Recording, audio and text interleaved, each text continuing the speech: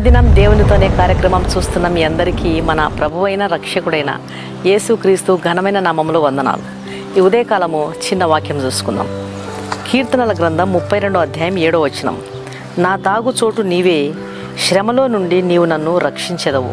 ఆకలితో ఆవురావురమంటున్న ఒక సింహం కంట ఒక కుందేలు పడిందంట. అంతే, ఒక్క ఉదుటన బలహీనమైనటువంటి ఆ కుందేలును సింహం పట్టుకోబోయింది.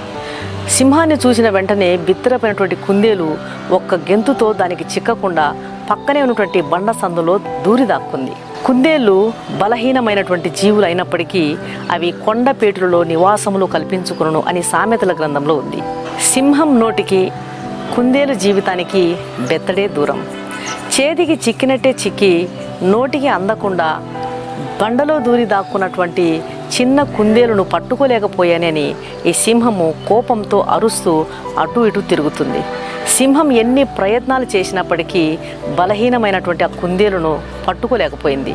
అంతేకాకుండా సింహం యొక్క క్రూర చూపులు ఆ కుందేలును కనీసం తాకనైనా తాకలేకపోయాయి.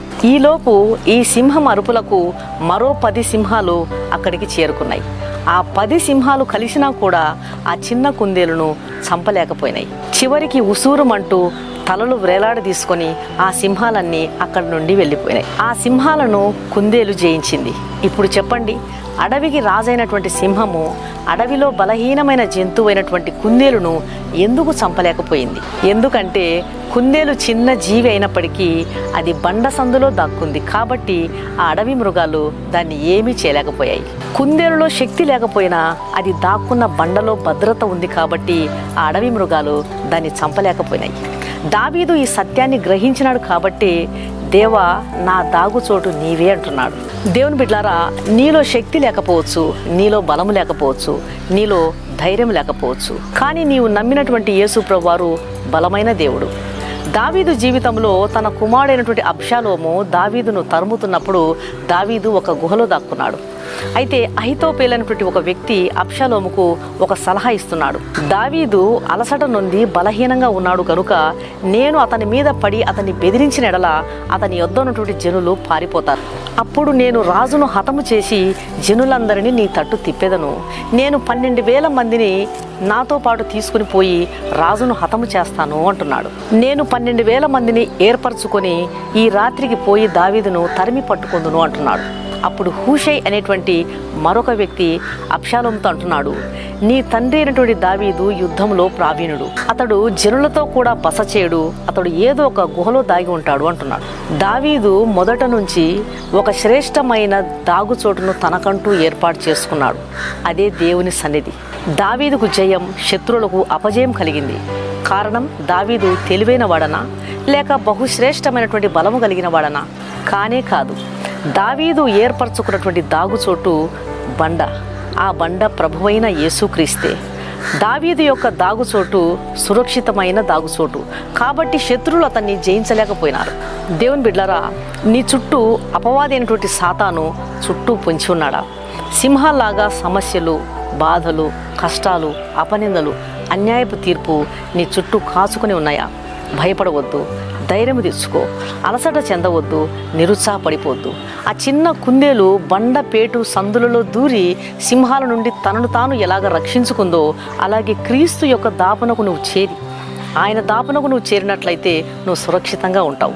క్రీస్తు అనేటువంటి బండలో నిన్ను నువ్వు దాచుకో, జయము నీదవుతుంది.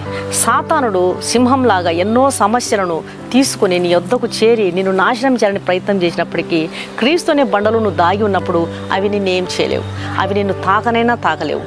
కారణం నీ దాగుచోటు క్రీస్తు గనక అపవాది నిన్ను తాకలేడు. సురక్షితమైనటువంటి క్రీస్తు ప్రభు యొక్క చాటులో నువ్వు ఉన్నంత వరకు దుష్టుడు, దురాత్మలు, చీకటాత్మలు, సమస్యలు నిన్నేమీ చేయలేవు. సాతానుడు భయపెట్టడానికి ఎన్నో రకాలుగా ప్రయత్నాలు చేస్తాడు. నిన్ను కృంగ చేయాలని, నిన్ను అలసిపెట్టు చేయాలని, నిన్ను బలహీనపరచడానికి రకరకాలుగా ప్రయత్నాలు చేస్తాడు. కానీ నీవు దాగి ఉన్నటువంటి స్థలము సురక్షితమైనటువంటి క్రీస్తు యొక్క చాటున, బండైనటువంటి క్రీస్తు చాటును దాక్కున్నావు కాబట్టి వాడు నిన్ను ఏమీ చేయలేడు. దావీదు అలసట నుండి బలహీనంగా ఉన్నాడు అని శత్రువులు గ్రహిస్తున్నారు. కానీ దావీదు క్రీస్తు అనేటువంటి బండలో దాక్కున్నాడు. నా దాగుచోటు నీవే అంటున్నాడు. కాబట్టి శత్రువులు అతన్ని జయించలేకపోయినారు. జయము దావీదు సొంతమైంది. అలాగే నీవు ఎన్ని విషయాల్లో, ఎన్ని శోధనలు, ఎన్ని కష్టాల్లో, ఆర్థిక సమస్యల్లో, అప్పు సమస్యల్లో, లేదా భార్యాభర్తల సమస్యల్లో, బిడ్డల సమస్యల్లో, సాతానుడు కలుగు చేసినటువంటి తొందరలు, అది ఏదైనా కావచ్చు, అనారోగ్య సమస్య అయినా కావచ్చు, ఎన్ని విధాలుగా సాతానుడు నిన్ను శోధించినప్పటికీ, నువ్వు అలసిపోయేలా చేసినప్పటికీ కూడా నీవు బలహీన పడకుండా క్రీస్తు చాటుకు నువ్వు చేరినట్లయితే తప్పకుండా జయము నీదవుతుంది. ఎన్ని సింహాలు 10 సింహాలు కలిసి ఒక చిన్న కుందేలును చంపలేకపోయినాయి. అలాగే మనము శక్తిహీనులమైనాం, కానీ మనము దాక్కున్న బండలో భద్రత ఉంది. నువ్వు దాక్కున్న క్రీస్తు నీకు భద్రతనిచ్చేవాడు. క్రీస్తు చాటుకు నువ్వు వచ్చి ఉన్నావు. ఆయనలో నీకు క్షేమం ఉంది, భద్రత ఉంది, కాపుదల ఉంది, సహాయం ఉంది. కాబట్టి సురక్షితమైనటువంటి దాగుచోటైనటువంటి క్రీస్తు చెంత నీవు నివసించుటకు ప్రభు నీకు కృప చూపును గాక. కళ్ళు మూసుకోండి, ప్రార్థన చేద్దాం. పరిశుద్ధుడైన తండ్రి, ప్రేమగల నాయన, నీకు వందనాలు ప్రభువా.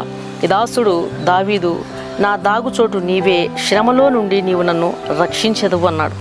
అవును నాయన, దావీదు సత్యాన్ని గ్రహించినాడు.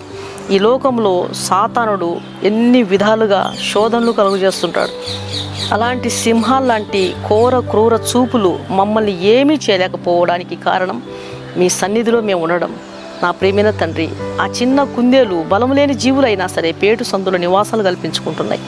సింహం నుంచి కాపాడబడగలిగింది ఆ చిన్న కుందేలు బండ సందులో దాక్కున్నందుకు.